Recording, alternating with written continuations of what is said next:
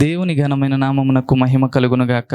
మన ప్రభువును రక్షకుడును అయిన యేసుక్రీస్తు ప్రభుల వారి ఉన్నతమైన ప్రశస్తమైన నామమునకే మహిమ ఘనత ప్రభావములు యుగయుగములకు కలుగునుగాక.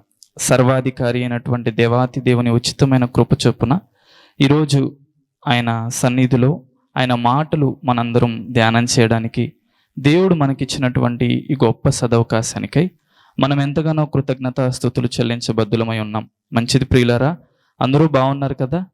మీ నిమిత్తం, మీ అందరి నిమిత్తం అనునిత్యము మా కుటుంబం అంతా మీ కొరకు ప్రార్థిస్తోంది. ఈ పరిచర్య మరింతగా కొనసాగులాగున ఈ టీవీ పరిచర్య అనేది చాలా భారభరితమైనది. చాలామంది ఎంతో సహకారం ద్వారా, ప్రార్థన సహకారం ద్వారా ఇది ఎంతగానో ముందుకు కొనసాగుతుంది. మరిన్ని రానున్న రోజుల్లో కూడా అనేక మందికి ఆశీర్వాదకరముగా ఈ పరిచర్య కొనసాగులాగున మీరు ప్రార్థించండి, సహకరించండి. మంచిది ప్రియులారా, ఈ దినమున దేవుడు మీతో మాట్లాడమని సెలవిచ్చిన అంశభాగం ఏమిటి అంటే, సువార్త అనగా ఏమిటి? దీన్ని మనం ధ్యానం చేద్దాం. దేవుడు మనందరికీ ఇచ్చినటువంటి గొప్ప బాధ్యత. ఆయన మరణించారు, పునరుద్ధానమయ్యారు, తిరిగి పరలోకానికి వెళ్తూ వెళ్తూ ఓ ఘనమైన బాధ్యతను అప్పగించారు. మనం ఆయన మరణించిన దినాన ఏడుస్తూ, పునరుద్ధాన దినాన ఆనందపడుతూ, క్రిస్మస్ సంబరాల్ని అంబరాలుగా జరిగిస్తూ, వీటన్నిటినీ ఆచరించుట ద్వారా దేవుడు ఎంత ఆనందిస్తాడో లేదో కానీ ఆయన ఇచ్చిన బాధ్యతని మనందరం స్వీకరించి ఆ బాధ్యతని మనం కొనసాగిస్తున్నప్పుడు ఆయన ఎంతగానో ఆనందించేవాడు. మనందరినీ ఘనముగా హెచ్చించడానికి ఆయన సంసిద్ధంగా ఉన్నాడు. ఆ బాధ్యత ఏమిటి? ఆ బాధ్యతను స్వీకరించవలసిన వారమై ఉన్నాం. ఆ బాధ్యత ఏమిటో చూసి మనం ముందుకు కొనసాగుదాం. మొదటిగా మన మూల వాక్యమును చదువుకుందాం. మార్కు సువార్త 16వ అధ్యాయము 15వ వచనం. మరియు మీరు సర్వలోకమునకు వెళ్ళి సర్వ సృష్టికి సువార్తను ప్రకటించుడి. చాలు ప్రియులారా, మన బాధ్యత ఏమిటి అంటే సర్వ సృష్టికి వెళ్ళి సువార్తను ప్రకటించటం. అసలు వాట్ ఈస్ గాస్పల్? సువార్త అంటే ఏమిటి? ఆ సువార్తలో ఏ ఏ అంశాలు ఉండాలి? మనం ప్రకటించవలసిన సువార్త ఏమిటి? ఆ బాధ్యత మనకి తెలిసింది, అది సువార్త అని.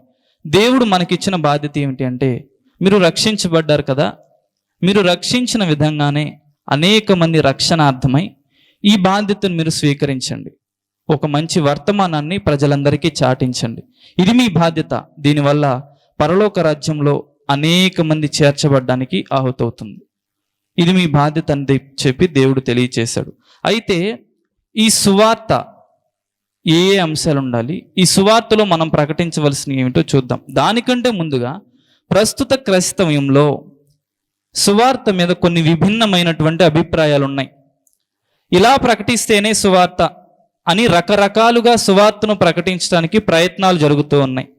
వాటిని చూసి మనం ముందుకు వెళ్దాం. మొట్టమొదటిగా సాక్ష్యాన్ని చెప్పడమే సువార్త అన్నటువంటి అపోహ.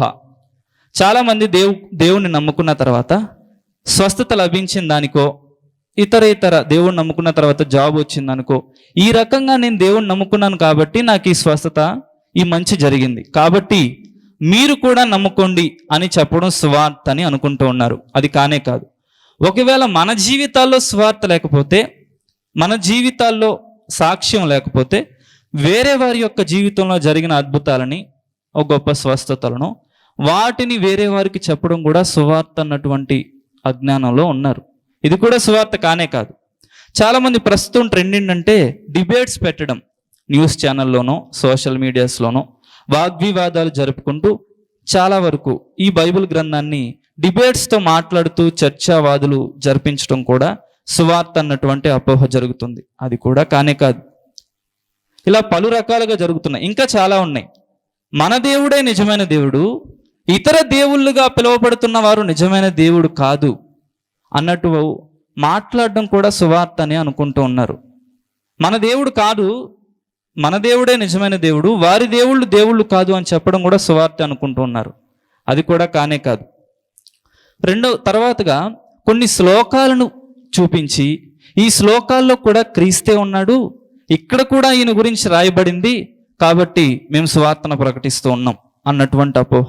ఉదాహరణకు చూస్తే సర్వపాప పరిహారార్థం రక్త ప్రోక్షణం అవశ్యం, తద్రక్తం పరమాత్మైన పుణ్యదాన బలియాగం. ఇలాంటివన్నీ చెప్పడం వల్ల దాని అర్థం నాకు తెలీదు, వినే మీకు తెలీదు. ఇవి చెప్పడం వల్ల ఉపయోగం ఏమన్నా ఉందా అంటే అస్సలు లేనే లేదు.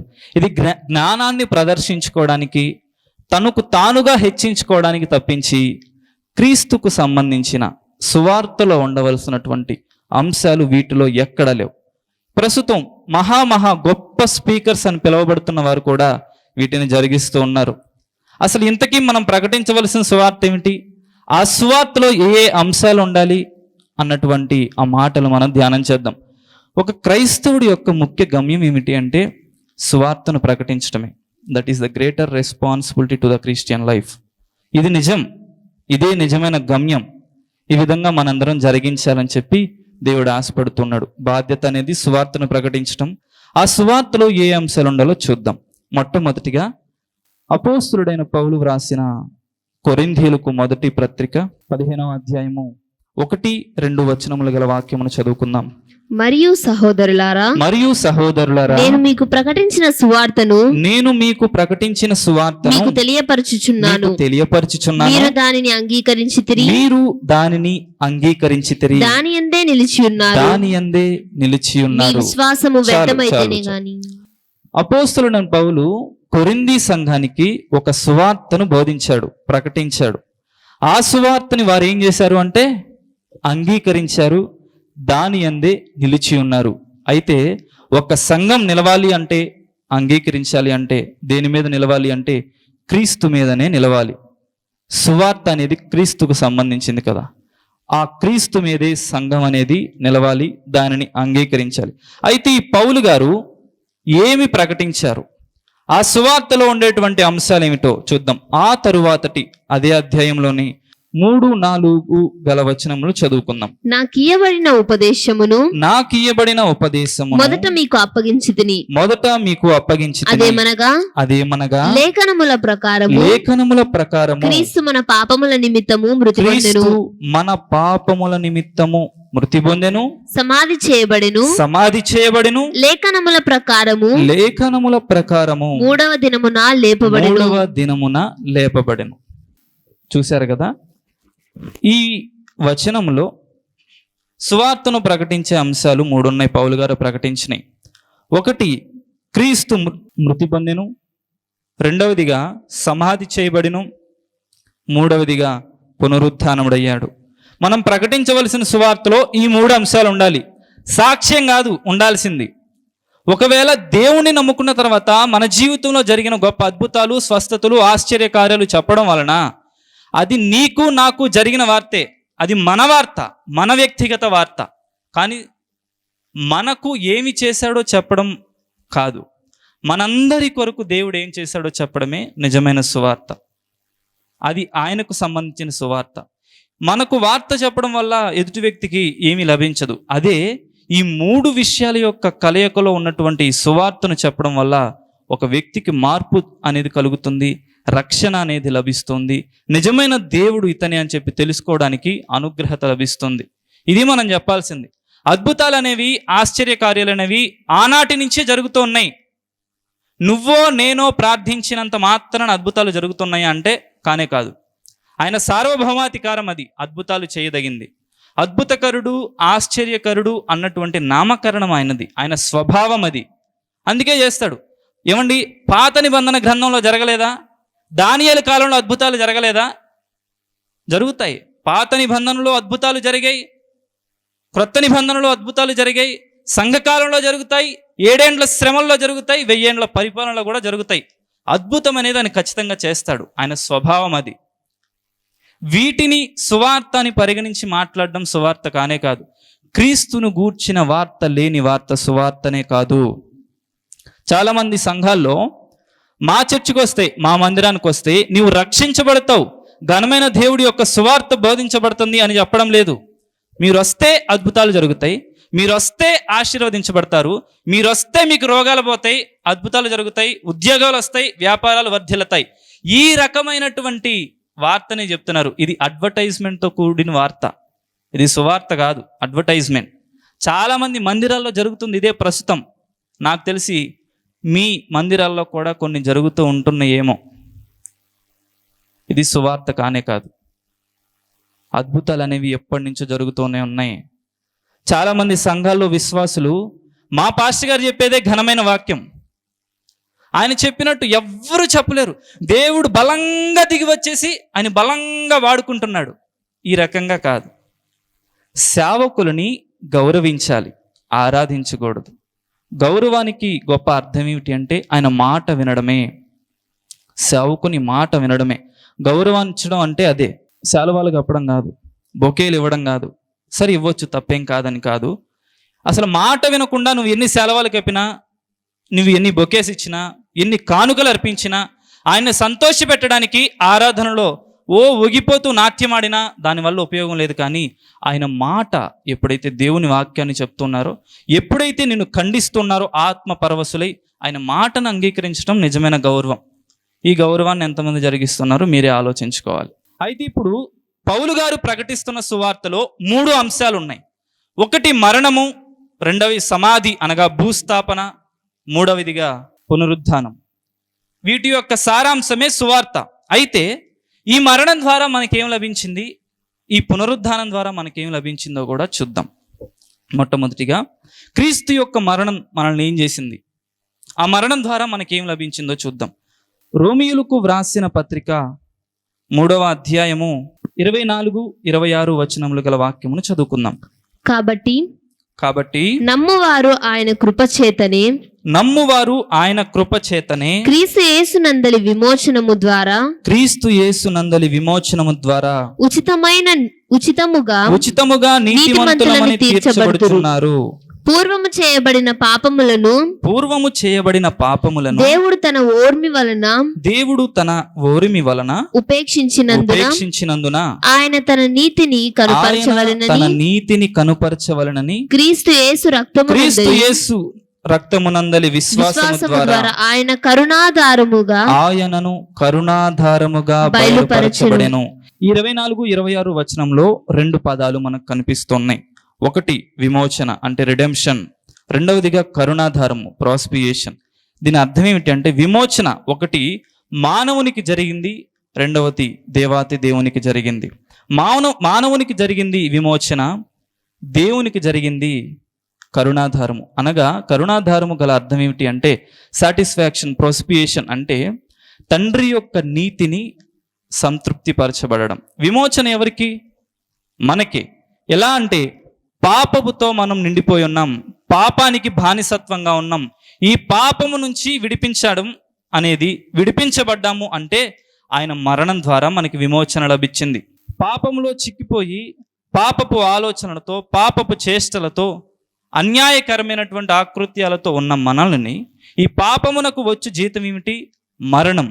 ఈ మరణం ఆయనపై వేసుకొని మనకి విమోచననిచ్చాడు. విమోచన లభించింది. ఆయన మరణం ద్వారా మొదటిగా మనకు లభించింది విమోచన. రెండవది దేవునికి ఏం జరిగిందంటే ఆయన నీతిమంతుడు. ఆయనకి మనకి మధ్యన పాపం అనేది అడ్డుగోడగా నిలిచి సంబంధాన్ని చెడగొట్టింది. ఇప్పుడు దేవుడు మనం మరలా రిలేషన్తో ఉండాలి అంటే, ఆయనతో అనుసంధానంగా ఉండాలి అంటే మనం కూడా నీతిమంతులుగా మార్చబడాలి. ఆ నీతి మనకున్నదా? లేనేలేదు. ఇది కేవలం క్రీస్తు మరణం ద్వారా మనకి లభించడం ద్వారా మనము నీతిమంతులుగా మార్చబడ్డం.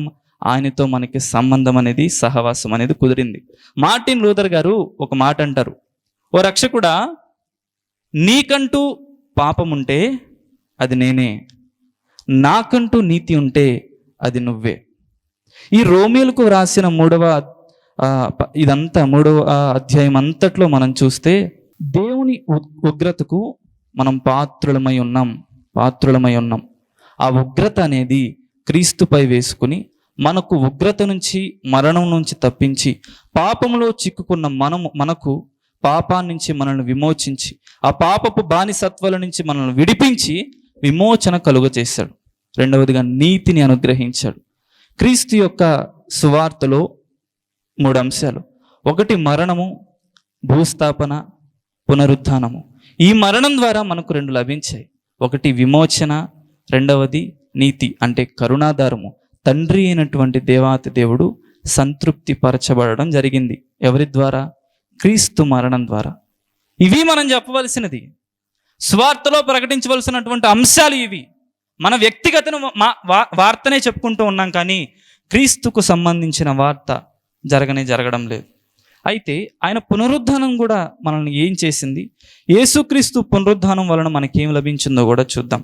యోహాను సువార్త 11వ అధ్యాయము 25, 26 వచనములు గల వాక్యమును చదువుకుందాం. అందుకు యేసు పునరుద్ధానమును జీవమును నేనే, నా యందు విశ్వాసముంచువాడు చనిపోయినను బ్రతుకును, బ్రతికి నా యందు విశ్వాసముంచు ప్రతివాడును ఎన్నటికి చనిపోడు. ఈ మాట నమ్ముచున్నావా అని ఆమెను అడిగెను. ఇది లాజరు వాళ్ళ సోదరితో మాట్లాడుతున్నటువంటి సందర్భం ఇది. ఇక్కడ పునరుద్ధానం వల్ల మనకి 2 లభిస్తున్నాయి, 2 రకాలైనటువంటి జీవాలు లభిస్తూ ఉన్నాయి. ఒకటి నిత్య జీవము, రెండవది నూతన జీవము. నిత్య జీవాన్ని చూద్దాం. పేతురు రాసినటువంటి మొదటి పత్రిక 1వ అధ్యాయము 4వ వచనం. మన ప్రభువగు యేసుక్రీస్తు తండ్రి అయిన దేవుడు స్తుతింపబడును గాక. మృతులలో నుండి యేసుక్రీస్తు తిరిగి లేచుట వలన జీవముతో కూడిన నిరీక్షణ మనకు కలుగునట్లు, అనగా అక్షయమైనదియు నిర్మలమైనదియు వాడబారనిదియునైన స్వాస్థ్యము మనకు కలుగునట్లు ఆయన తన విశేష కనికరము చొప్పున మనలను మరలా జన్మింపచేసెను. ఈ నిత్య జీవం అందరికీ అర్థమయ్యే భాష చెప్పుకోవాలి అంటే పరలోకం, నిరీక్షణతో కూడిన జీవం మనకు లభిస్తోంది క్రీస్తు యొక్క పునరుద్ధానం ద్వారా. అదే పరలోకం. అక్కడ శ్రమ ఉండదు, ఇబ్బంది ఉండదు, ఏడుపులు ఉండవు, ఏమీ ఉండవు. అది అక్షయమైనది, క్షయమైపోయేది కాదు, వాడబారనిది, నిరంతరము ఆనందమయమైనది. ఇది ఆయన పునరుద్ధానం ద్వారా మనకు లభించింది. నూతన జీవం అంటే అప్పటి వరకు పాపపు స్థితిలో, పాపపు బ్రతుకులో కొట్టిమిట్లాడుతూ ఉన్నటువంటి మనము ఈయన యొక్క పునరుద్ధానం ద్వారా ఎప్పుడైతే ఆయన నిజరక్షకుడిగా అంగీకరించామో, బాప్తిజ కార్యక్రమం రోజు ఆ రోజే నీటిలో మునిగినప్పుడు మనం కూడా ఆయన ద్వారా, ఆయనతో మరణించిన వారముగా, అంటే మన పాపపు స్థితిలో మరణించిన వారంగా ఎప్పుడైతే తిరిగి లేపబడ్డామో ఆయనతో కూడా మనం లేపబడిన వారితో సమానం. ఒక నూతన స్వభావంతో, మార్పు చెందిన స్వభావంతో ఉంటాం. అప్పటి వరకు నేనేంటి పాపినా అంటే అక్కడ ఆదాముతో అవ్వతో దేవుడు చెప్పాడు, ఎప్పుడైతే మీరు ఈ పండును తింటారో నిశ్చయముగా చచ్చెదరు. చచ్చిపోయారా అంటే ఎస్, చచ్చిపోయారు ఆదాము అవ్వ. ఎలా? బహిర్గతంగా కాదు, భౌతికంగా కాదు, ఆధ్యాత్మికంగా చచ్చిపోయారు. మనము కూడా పాత స్వభావంతో ఆధ్యాత్మికంగా చచ్చిన వారమే. దేవుని యొక్క పునరుద్ధానం ద్వారా మనకు ఒక నూతన జీవం లభించింది, నూతన క్రియ మనలో జరిగింది. చూస్తే ఎఫెసీయులకు వ్రాసిన పత్రిక 2వ అధ్యాయము 4వ వచనము. అయినను దేవుడు కరుణా సంపన్నుడై ఉండి మనము మన అపరాధముల చేత చచ్చిన వారమై చాలమ్మా, చచ్చిపోయాం మనం కూడా మన అపరాధముల చేత. అది ఎలా అంటే ఆధ్యాత్మికంగా. ఈ విధముగా చచ్చిన మనలను ఆధ్యాత్మికంగా మరలా దేవుడు తన పునరుద్ధానం ద్వారా తిరిగి మనను కూడా జన్మింపచేశాడు. ఇప్పుడు నిజముగా ఎవరైతే జన్మిస్తారో, నిజముగా దేవుణ్ణి ఎరిగిన వారు ఎవరైతే ఉంటారో, వారు ఈ సువార్తను ప్రకటించకుండా, ఈ బాధ్యతను స్వీకరించకుండా ఉండలేరు. ఎప్పుడైతే ఒక వ్యక్తి యేసుక్రీస్తును ఎరిగిన వాడు కాదు అని అతను చూసి నీకు నాకు బాధ కలగలేదో, దేవుణ్ణి ఎరిగిన వారము కానే కాదు మనం. ఆ వ్యక్తిని చూసి బాధపడినవాడు, ఆయనకు రక్షణ లేదు, నేను రక్షణ పొందుకున్నా కాబట్టి నేను పొందుకున్నటువంటి రక్షణ అతనికి కూడా లభించాలి అని ఎవరైతే ఆ దృక్పథంతో, ఆ బాధ్యతతో ముందుకు అడుగు వేస్తారో, నిజంగా మీరు రక్షించబడిన వారితో సమానం, నిజముగా మీరు దేవుణ్ణి ఎరిగిన వారితో సమానం. ఈ బాధ్యతని ఎంతవరకు స్వీకరిస్తున్నారు? మనం ప్రకటించవలసిన సువార్తలో 2 అంశాలు, మరణము, పునరుద్ధానము. ఆ మరణం ద్వారా 2 లభించాయి. ఒకటి విమోచన, రెండోది కరుణాధారము. మనకి పునరుద్ధానం ద్వారా 2 లభించాయి. ఒకటి నిత్య జీవం అనగా పరలోక రాజ్యం, రెండవది నూతన జీవం, మార్పు చెందిన జీవం. వాస్తవానికండి ఒక బుక్ ఉందంటే చాలా నిశ్శబ్దంగానే ఉంటుంది, కానీ దాన్ని చదువుతున్నవాడు శబ్దం చేస్తాడు. మద్యం సీసా ఉందంటే అది నిశ్శబ్దంగానే ఉంటుంది, దాన్ని తాగినవాడు శబ్దం చేస్తాడు. డబ్బు నోటు ఉందంటే అది నిశ్శబ్దంగానే ఉంటుంది, దానిని ఉన్నవాడు చాలా అధికంగా శబ్దం చేస్తాడు. ఆఖరికి శవం నిశ్శబ్దంగానే ఉంటుంది, దాన్ని పాడిని తీసుకువెళ్ళేవాడు శబ్దాలు చేస్తాడు. వాళ్ళందరూ శబ్దాలు చేస్తున్నారు, కానీ సజీవమైనటువంటి జీవపు మాటలు కలిగినటువంటి ఈ పరిశుద్ధ గ్రంథాన్ని ఎప్పటి నుంచో అవపోసన చేస్తూ, ఎప్పటి నుంచో అన్నిటినీ పాటిస్తూ, మేము ఎన్నిసార్లు చదివాం అని చెప్పుకునే వారిగా ఉన్నవారు ఎంతవరకు మీ శబ్దాన్ని సువార్త రూపంలో ప్రకటిస్తూ ఉన్నారు, ఎంతవరకు ప్రకటిస్తున్నారు అన్నది మనం పరిశీలన చేసుకోవాలి. ఎన్నో రోజులు గడిచిపోతూ ఉన్నాయి, ఆయన బాధ్యతని సరిగా మనం ఎవరూ స్వీకరించడం లేదు. దేవుడు ఈ బాధ్యతను మనందరికీ అప్పగించారు, మనందరం కొనసాగించాలని చూస్తూ ఉన్నాడు. మనం ప్రకటించవలసిన సువార్తలో ఈ అంశాలే ఉండాలి. అప్పుడు తర్వాత ఇది ప్రకటిస్తూ నీ జీవితంలో ఈ దేవుణ్ణి నమ్ముకున్న తర్వాత ఏవైతే ఘనకార్యాలు జరిగాయో అప్పుడు చెప్పుకోవచ్చు. నువ్వు చెప్పే దానిలో నువ్వే నేనే కనిపిస్తున్నాం, కానీ దేవుడు కనిపించట్లా, క్రీస్తు కనిపించట్లా. మనం చెప్పే ప్రతి సువార్తలో, ఒక మంచి వార్తలో, శుభవార్తలో దేవుడే కనిపించాలి, క్రీస్తే కనిపించాలి. వాస్తవానికి సంఘం అభివృద్ధి చెందాలని మీ అందరూ ఆశపడతారు. వాస్తవానికి సంఘం అనేది అభివృద్ధి 3 విభాగాలలో జరుగుతుంది. ఒకటి బయోలాజికల్ గ్రోత్, అంటే విశ్వాసుల యొక్క సంతానం వర్ధిల్లుతూ అభివృద్ధి చెందడం మొదటి దశ. రెండవదిగా ఏంటంటే ట్రాన్స్ఫర్మేషన్ గ్రోతింగ్, అంటే ఒక చోట నుంచి ఉద్యోగ రీత్యా మరొక చోటికి, అంటే మన దగ్గరికి వ్యాపార రీత్యా, ఉద్యోగ రీత్యా, స్టడీ పర్పస్ అంటే చదువుకోవడానికో ఇతర కార్యకలాపాలకి వలస రావడం, ఈ విధంగా అభివృద్ధి చెందడం. ఓకే, మంచిదే, ఇది ఒక దశ. మూడవదిగా ఏంటంటే స్పిరిచువల్ గ్రోతింగ్, ఆధ్యాత్మిక పరమైనటువంటి ఎదుగుదల. ఇది ఎలా జరుగుతుంది? కేవలం సువార్తను ప్రకటించుట ద్వారానే జరుగుతుంది. ఇది జరగాలని దేవుని కోరిక. సంతానం జరుగుతుంది, వాళ్ళు ఎంతవరకు నిశ్చయంగా ఉంటున్నారో, నిజమైన రక్షణను అనుభవిస్తున్నారో, రక్షణ నిశ్చయత కలిగి ఎంతవరకు జీవిస్తున్నారో మనకు తెలియదు. అది వారు విమర్శించుకోవాలి. ఈ గ్రోతింగ్ అనేది అది మన ప్రమేయం లేకోకుండా వారంతటికి వాళ్ళు వస్తూ ఉంటారు, అది మంచిదే. కానీ దేవుడు కోరుకునేది నిజమైన అభివృద్ధి ఏమిటి అంటే సువార్తను ప్రకటించి సంఘం అనేది అభివృద్ధి చెందడం చాలా ముఖ్యం. దేవుడు కోరుకుంటుంది కూడా అదే. ఈరోజు దేవుడు మనతో మాట్లాడాడు. మన బాధ్యత అనేది సువార్తను ప్రకటించటం. ఈ సువార్త బాధ్యతను అందరం స్వీకరిద్దాం. ఒక్కొక్క వ్యక్తి ఒక్కొక్కరికైనా సరే సువార్తను ప్రకటిద్దాం. ఆ సువార్తలో క్రీస్తు మాత్రమే కనిపించాలి. ఆ సువార్తలో ఉండవలసినటువంటి అంశాలు ఏమిటి అంటే ఆయన యొక్క మరణం, పునరుద్ధానం. మరణం ద్వారా మనకు రెండు లభించాయి, విమోచన అది మనకు.